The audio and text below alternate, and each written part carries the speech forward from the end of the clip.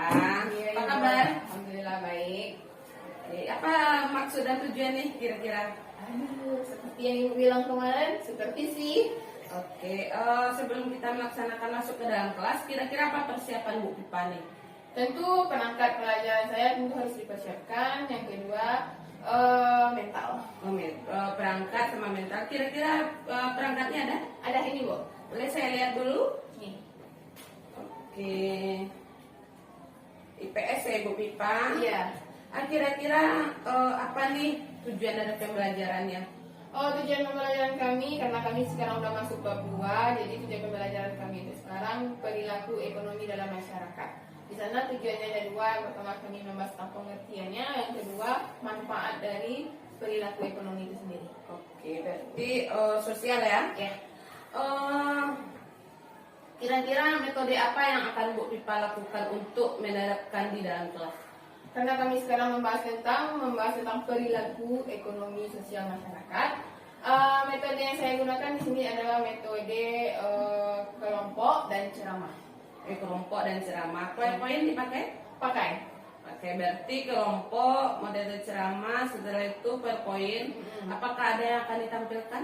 Tentunya ada. Kami menampilkan di sana pengertian dari perilaku ekonomi itu sendiri. Adapun kami akan menampilkan gambar-gambar dari macam-macam perilaku ekonomi itu sendiri.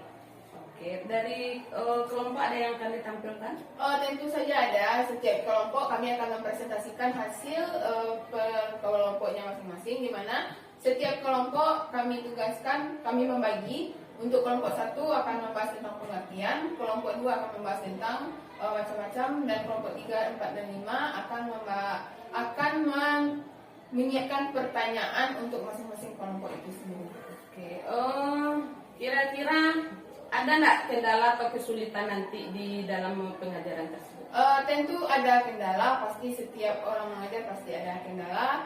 Untuk mengatasi kendala tersebut, untuk kembali memfokuskan fokusan anak, saya terutama guru bidang studi akan mengajak anak-anak ini untuk refreshing terlebih dahulu, maksudnya mengajak anak-anak ini untuk bermain. Ini salah satu strategi saya untuk mengembalikan minat belajar anak.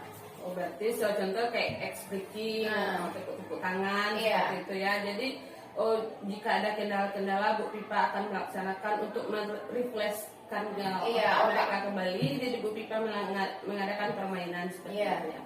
Oke, itu untuk mengatasi. Kira-kira kendala apa nih yang akan ditemukan?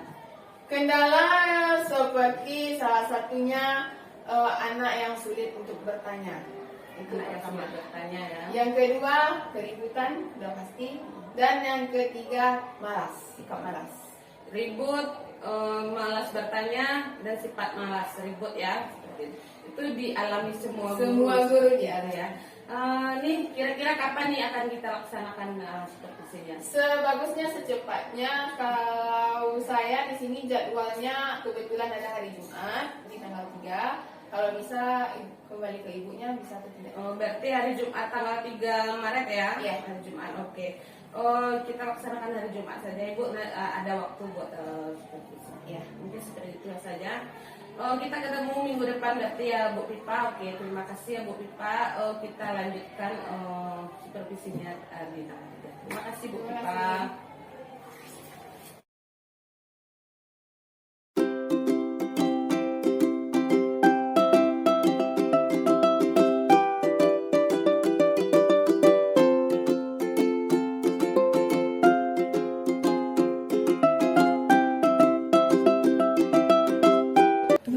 Waalaikumsalam Bu Pipa. Apa kabar nih Bu Pipa? Sehat? Wah, silakan duduk Bu Pipa. Kita tadi sudah pasca observasi ya. Sebelum saya bertanya-tanya nih, takutnya Bu Pipa grogi karena ada Bu Novi kan. Perkenalkan, ini PP saya Bu Novi Deswira. Beliau adalah pengajar praktek saya. Kira-kira nih, karena kita tadi sudah melaksanakan pasca observasi, mungkin langsung saja ya Bu Pipa.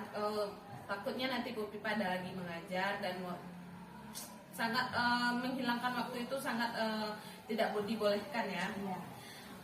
Setelah disupervisi, bagaimana perasaan Ibu Pipa kira-kira? Wah, saya sedikit terkejut ya Ibu Sinta datang tiba-tiba di kelas saya dan mengadakan supervisi. Saya pertama tentu merasa terkejut, sangat terkejut. Yang kedua merasa senang karena bisa disupervisi oleh Ibu Sinta, karena ini salah satu program KIP juga, dan ini juga menjadi pengalaman juga untuk saya sendiri.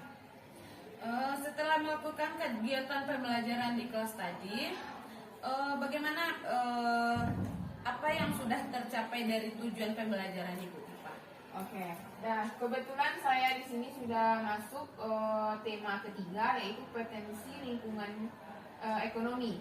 Nah, di mana di sini seperti pada guru umumnya kita sudah membuat RPP, di mana RPP tersebut memang sudah ada tujuan pembelajarannya. Kebetulan saya di sini sudah melakukan 2 kali pertemuan untuk tema ketiga ini, di mana tujuan pembelajaran pertama yang kami capai yaitu pengertian dari lingkungan itu sendiri, yang kedua manfaat dari lingkungan ekonomi itu sendiri. Nah, di sini untuk tema ketiganya ini kami sudah tercapai semuanya. Oh, berarti sudah tercapai ya Bu Pipa. Kira-kira Bu Pipa di dalam kelas tuh mendapatkan kendala-kendala apa bagaimana? Tentunya ada kendala di setiap proses pembelajaran ya Ibu Sinta. Contohnya saja keributan di kelas, yang kedua kemalasan siswa mungkin yang harus kita hadapi, bagaimana dengan cara menyikapinya. Itu mungkin salah satu kendala-kendala yang saya hadapi di dalam kelas. Oh, berarti bukan saya saja yang menghadapi kendala seperti itu Iya, ya. Ternyata Bu guru Pipa semua umumnya menghadapi. ya. Kira-kira nih apa strategi Bu Pipa untuk mengalahkan kendala-kendala tersebut? Nah, di sini sebelum saya melakukan proses pembelajaran, Ibu, kami sudah membuat suatu peraturan kelas, di mana peraturan kelas ini kami membuat beberapa poin-poin, di mana poin-poin tersebut yang pertama, kami dalam menyikapi kelas ini tentu ada peraturan yang pertamanya itu dalam hal segi kejujuran. Yang kedua dalam segi kedisiplinan. Yang ketiga dalam segi tanggung jawab.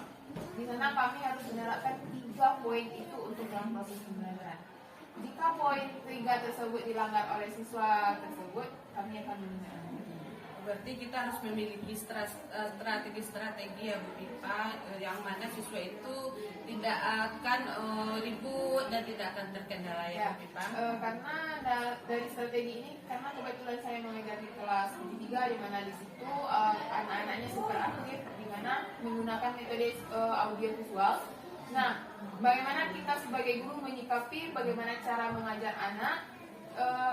Kalau saya pribadi mungkin mengembalikan itu kepada anak itu sendiri, bagaimana metode belajar yang ingin kalian gunakan akan digunakan untuk kalian. Jadi siswa nyaman, kami pun nyaman. Mungkin itu nih yang harus kita pelajari ya. Kalau bisa kita sebagai guru tuh tidak hilang akal ya Bu Pipa, apalagi terhadap siswa yang kelas 7 yang baru tamat dari SD, yang mana melakukan mencari jati dirinya seperti itu. Karena kebanyakan guru sekarang ini, mohon ya Ibu Sinta, kebanyakan guru-guru di sini hanya memikirkan kepribadiannya sendiri tanpa memikirkan siswanya.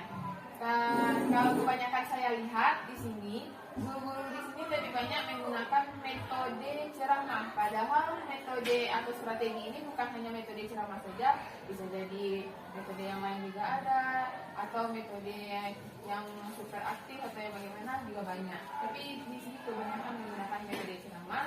Nah, di sini saya untuk menyikapinya, saya melakukan strategi metode lain dengan cara memperhatikan metode.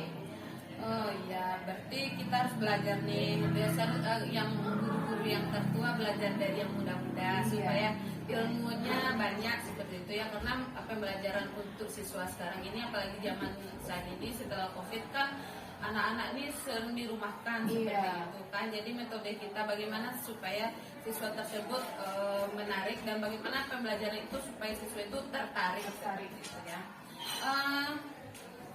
Kira-kira rancangan ke depan Ibu Pipa, ini pembelajaran ini untuk tadi yang telah kita laksanakan kira-kira berapa persen ya tujuan sampainya pembelajaran tersebut? Untuk pembelajaran yang sudah terlaksana sampai saat sekarang ini 85%. 85% ya, berarti belum optimal sekali. optimal sekali seperti itu ya. Masih ada kendalanya sedikit lagi ya. Kira-kira positif apa yang ada dan akan Ibu Pipa pertahankan? Positif yang akan saya pertahankan mungkin kembali seperti yang saya bilang tadi, strategi pembelajaran yang akan saya terapkan tadi harus lebih super aktif lagi, mengembangkan strategi pembelajaran yang baru-baru lagi, bukan hanya dalam hanya metode ceramah saja, tapi dengan metode-metode lainnya. Ini mungkin juga membagikan ilmu untuk guru-guru yang lainnya, mungkin bisa diterapkan. Kapan Ibu Pipa akan menindaklanjuti yang ini? Kalau saya bisa minggu depan. Minggu depan. Di kelas yang sama Di ya. kelas yang sama. Dari pembelajaran ini apa yang dapat Ibu Pipa simpulkan kira-kira?